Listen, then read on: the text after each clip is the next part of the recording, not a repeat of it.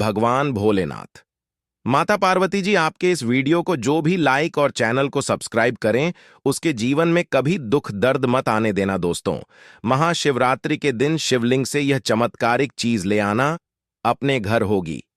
आपकी हर मनोकामना पूरी, इतना पैसा आएगा कि गिनते गिनते आपका थूक खत्म हो जाएगा, लेकिन पैसा खत्म नहीं होगा। भगवान शिव जी माता पार्वती के आशीर्वाद से अपने जीवन में बहुत उन्नति करोगे। दोस्तों, हिंदू धर्म में महाशिवरात्रि का विशेष महत्व होता है। फाल्गुन मास के कृष्ण पक्ष के 14 तिथि को महाशिवरात्रि का पर्व मनाया जाता है। दोस्तों, इस बार पंचांग के अनुसार फाल्गुन में कृष्ण पक्ष की 14 तिथि की शुरुआत 8 मार्च रात में 9 बजे से होगी। इस तिथि का समापन अगले दिन 9 बजे शाम 6:10 पर होगा। महाशिवरात्रि व्रत के दिन भगवान शिव जी की उपासना निशिता काल में की जाती है, इसलिए महाशिवरात्रि व्रत इस साल 8 मार्च 2024 शुक्रवार के दिन मनाया जाएगा। दोस्तों, महाशिवरात्रि का अर्थ होता क्या है? तो सबसे पहले तो आप यह जान लीजिए, महा का अर्थ होता है महान, शिवरात्रि का मतलब होता है शिव की रात्रि, अर्थात भगवान शिव जी की महान रात्रि महाशिवरात्रि इसलिए भी बेहद शुभ मानी जाती है। कहा जाता है कि इस दिन किसी भी व्यक्ति ने भगवान शिव जी की थोड़ी सी पूजा साधना क्रिया कर ली तो उस व्यक्ति के जीवन की सभी मनोकामनाएं पूर्ण हो जाती हैं। उस व्यक्ति के जीवन के हर कष्ट खत्म हो जाते हैं और उस व्यक्ति के जीवन में धन आना शुरू हो जाता है। दोस्तों, वीडियो आगे शुरू करें उससे पहले भगवान शिव जी के सच्चे और अच्छे भक्त इस चैनल को सब्सक्राइब अवश्य कर दें और कमेंट बॉक्स में ओम नमः शिवाय अवश्य लिख दें, जिससे कि भगवान शिव जी का आशीर्वाद आपको सीधे प्राप्त हो सके। दोस्तों, आज की इस वीडियो में हम आपको बताएंगे कि महाशिवरात्रि के दिन आपको भगवान शिव जी के मंदिर जाकर के क्या क्या भगवान शिव जी को अर्पित करना और वहां से वापस क्या लेकर के आना है, ताकि आपके घर की गरीबी, दरिद्रता, परेशानी, कष्ट, दिक्कतें हमेशा के लिए खत्म हो जाएं। दूसरी तरफ आपके घर पर सुख, समृद्धि, यश, वैभव, ऐश्वर्य की आपको प्राप्ति हो। ध्यान रखिएगा दोस्तों, महाशिवरात्रि का इंतजार हर व्यक्ति इसीलिए करता है ताकि उसको भगवान भोलेनाथ और माता पार्वती का आशीर्वाद मिल सके। कहा गया है कि देवों के देव भगवान भोलेनाथ अगर किसी भी व्यक्ति को आशीर्वाद दे दें तो उस व्यक्ति का साक्षात कल भी आकर कुछ नहीं बिगाड़ पाता है। इसलिए आज की इस वीडियो में हम आपको बताएंगे कि कैसे आप महाशिवरात्रि के दिन, जो बहुत ही पावन दिन है, इस दिन भगवान शिव जी को प्रसन्न कर सकते हैं। कैसे आपको भगवान शिव जी का आशीर्वाद प्राप्त हो सकता है और कैसे महाशिवरात्रि के दिन शिवलिंग की आपको पूजा करनी है, वह भी खास उपाय करते हुए। कैसे आपको शिवलिंग पर क्या क्या चढ़ाना है और क्या क्या वहां से लेकर अपने घर पर वापस लेकर आना है, ताकि आपके घर पर अन्न और धन का भंडार कभी भी कम ना हो।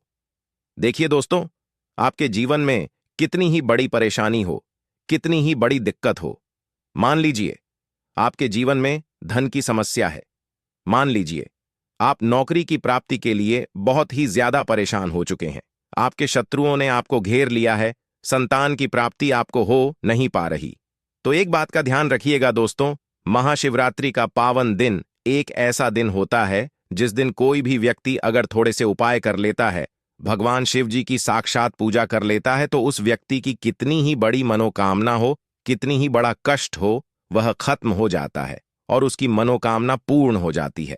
दोस्तों, मान लीजिए आपके ऊपर शनि दोष या कोई भी दोष लगा हुआ है, तो आपको महाशिवरात्रि के दिन थोड़ी सी पूजा करनी है और आपका दोष खत्म हो जाएगा।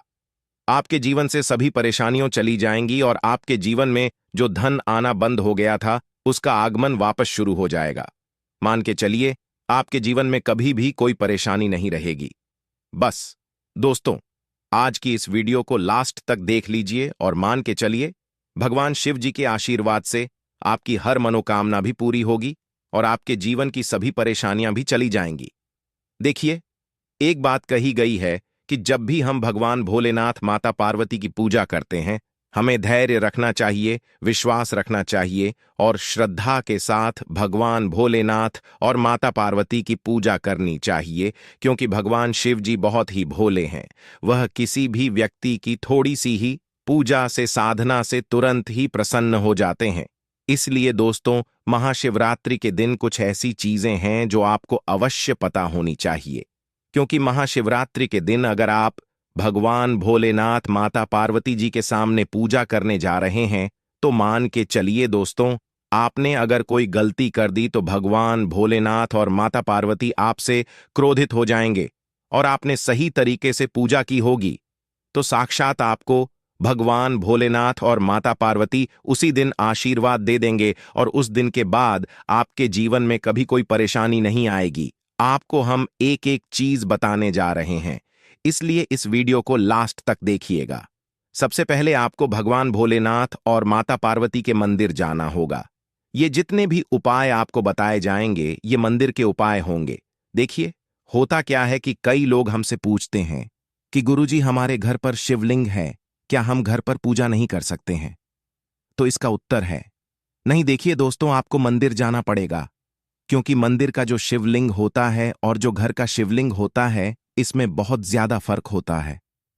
जो मंदिर का शिवलिंग होता है दोस्तों, इसकी जो एनर्जी होती है वह आपके घर के शिवलिंग से करोड़ों गुना ज्यादा होती है। इसमें ऐसी सकारात्मक ऊर्जा होती है जिसके सामने अगर आप थोड़ी सी पूजा करते हैं तो तुरंत ही उसका फल आपको मिलता है और आपके जीवन की हर परेशानी चली जाती है। तो आपको जितने भी आज उपाय बताए जा रहे हैं आपके जीवन की परेशानी को खत्म करने के लिए, आपकी मनोकामना पूर्ति के लिए, उस उपाय के लिए तो आपको मंदिर जाना पड़ेगा। और महाशिवरात्रि का जो पर्व पड़ रहा है वह 8 मार्च दिन शुक्रवार को पड़ रहा है। तो यह दिन ऐसा है, इस दिन अगर आप मंदिर जाकर के भगवान भोलेनाथ और माता पार्वती की पूजा आराधना कर रहे हैं तो मान के चलिए दोस्तों, आपके जीवन में कभी कष्ट आ ही नहीं सकता। पूरे साल आपके घर पर अन्न धन का भंडार बना रहेगा। तो आपको क्या क्या ले जाना है वह कहीं पर लिख लीजिए, क्योंकि दोस्तों अगर आपने एक भी गलती कर दी तो आपकी पूजा संपन्न मानी नहीं जाएगी। दोस्तों, सबसे पहली चीज जो भोलेनाथ और माता पार्वती जी के लिए आपको मंदिर ले जाना है शिवरात्रि को वह है जल। कई लोग हमसे यह कहते हैं कि गुरुजी जल जो है वह तो शिवालय में भी मिल जाता है, शिव मंदिर में मिल जाता है। तो नहीं दोस्तों, वहां का जल आप तभी चढ़ाई है जब कोई दिक्कत हो, वरना घर से ही जल ले जाना चाहिए। आखिर घर से जल क्यों ले जाया जाता है इसकी भी बात सुन लीजिए। घर से इसलिए आपको जल ले जाना है ताकि आपके घर का जो जल ले जा रहे हैं भगवान भोलेनाथ और माता पार्वती जी पर के लिए, उसी जल के द्वारा आप भगवान से जुड़ जाएंगे। उस जल के द्वारा अब भगवान को अपनी सभी दिक्कतें बता देंगे और उस जल को जैसे ही भगवान भोलेनाथ और माता पार्वती पर आप चढ़ाएंगे, अपनी समस्याओं को बताते हुए वह समस्या आपकी खत्म हो जाएंगी। इसलिए घर से जल ले जाएगा। आप सबसे जरूरी चीज जो जल ले जा रहे हैं उसमें 2-4 बूंद गंगा जल जरूर डाल दीजिएगा, क्योंकि गंगा जल डाले बिना आपकी पूजा संपन्न नहीं मानी जाएगी। महाशिवरात्रि 8 मार्च के दिन तो आपको जल ले जाना है, उसमें गंगा जल डाल करके दूसरा आपको 3 पत्ते वाला बेलपत्र ले जाना है। दोस्तों, बेलपत्र बहुत ही शुभ होता है। आपने अगर मान लीजिए एक तरफ 100 कन्याओं को खाना खिलाया है, दूसरी तरफ भगवान शिव जी को बेलपत्र चढ़ाया है, तो ये दोनों बराबर माने रहते हैं, इसलिए बेलपत्र जरूर ले जाएगा। तीसरा, आपको सफेद पुष्प ले जाना है। सफेद पुष्प भगवान भोलेनाथ और माता पार्वती जी को चढ़ाए जाते हैं, इसलिए सफेद पुष्प भोलेनाथ और माता पार्वती जी के लिए आपको ले जाना है महाशिवरात्रि के दिन, ताकि भगवान भोलेनाथ और माता पार्वती जी का वह आशीर्वाद आपको मिल जाए जिसके बाद आपके जीवन के हर परेशानी खत्म हो जाए।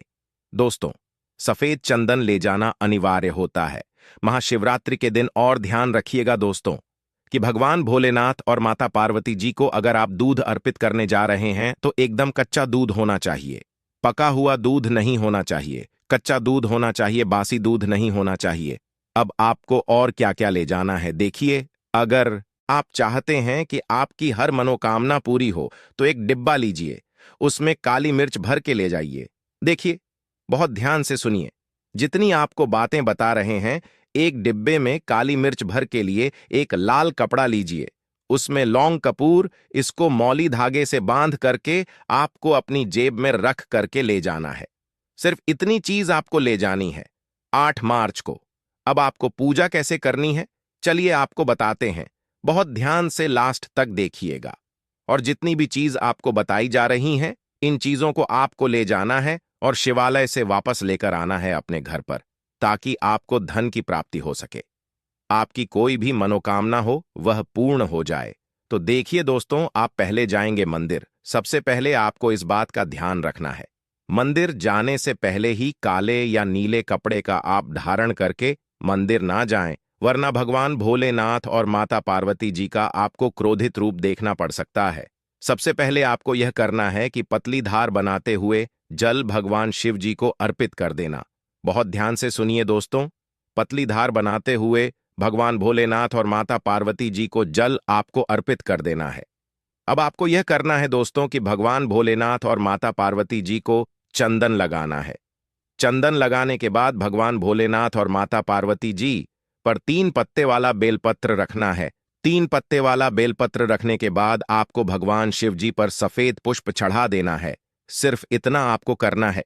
दूध अगर आप चढ़ाना चाहते हैं तो दूध भी आप चढ़ा सकते हैं। इतना बस आपको करना है। इतना करने के बाद आपको वहां पर खड़े होकर 108 बार, बहुत ध्यान से सुनिए, 108 बार आपको ओम नमः शिवाय का जाप करना है। या तो आप 108 बार कर लीजिए या ये 1000 बार कर लीजिए। यह 3 ऐसी चीज है जो आपको करनी है। इतना करना है।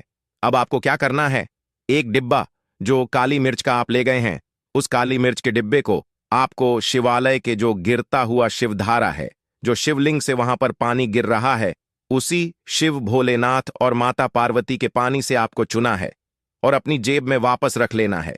ये जो लाल पोटली आप ले गए हैं बंद करके लौंग की, इसको भी चुना है, वापस रख लेना है। अब आपको क्या करना है, जिस लोटे में पानी ले गए थे या जिस लोटे में भी आप दूध ले गए थे, उसमें आपको क्या करना है, आपको जो भगवान भोलेनाथ और माता पार्वती जी का पानी वहां पर गिर रहा है, ध्यान रखिएगा, शिवलिंग की जो पानी नीचे गिर रहा है, उसी पानी का थोड़ा सा पानी अपने लोटे में ले लेना। ध्यान रखिएगा, जो आपने लोटे में आप पानी भर के ले गए हैं, वह पानी वापस बचाना नहीं है। वह तो पूरा आपको भगवान भोलेनाथ और माता पार्वती जी को अर्पित कर देना। जो शिवलिंग से पानी गिर रहा है, उस पानी को आपको अपने लोटे में वापस से ले लेना है। मान लीजिए, आप ये सोच रहे होंगे कि कई लोग वहां पर पानी चढ़ा रहे हैं, तो इस बात की आप चिंता ना करें, क्योंकि भगवान शिव जी के शिवलिंग पर जब भी पानी चढ़ाया जाता है, वह अमृत बन जाता है। कहाँ जाता है? कई देवी देवता शिवलिंग के पास अदृश्य रूप में खड़े होते हैं, ताकि शिवलिंग से गिर रहा पानी वह धारण कर सके। इतना पवित्र होता है शिवलिंग से गिरता हुआ पानी। तो शिवलिंग से गिरता हुआ पानी को आपको अपने लोटे में ले लेना, सिर्फ थोड़ी सी बूंदें ले लेनी है। अब आपको क्या करना है, ये 3 चीजें आपने ले ली, आपको घर वापस आना है। जो आपने लोटे में पानी लिया है दोस्तों, इसको घर पे आते ही घर के लोग जो है आपके उनके ऊपर थोड़ा थोड़ा पानी छिड़क देना है। घर के हर कोने में पानी छिड़क देना है, घर के मुख्य द्वार पर पानी छिड़क देना। सिर्फ इतना आपको करना है। इतना आपने कर दिया। अब मान लीजिए पूरे साल आपके घर पर नकारात्मक शक्तियां नहीं आ पाएंगी। आपके घर पर कोई काला जादू, काली विद्या करवाने की कोशिश करेगा, तो वह आपके घर पर कुछ आसान नहीं कर पाएंगे। इससे आपके घर से नकारात्मक शक्तियां चली जाएंगी और सकारात्मक ऊर्जा आ जाएगी।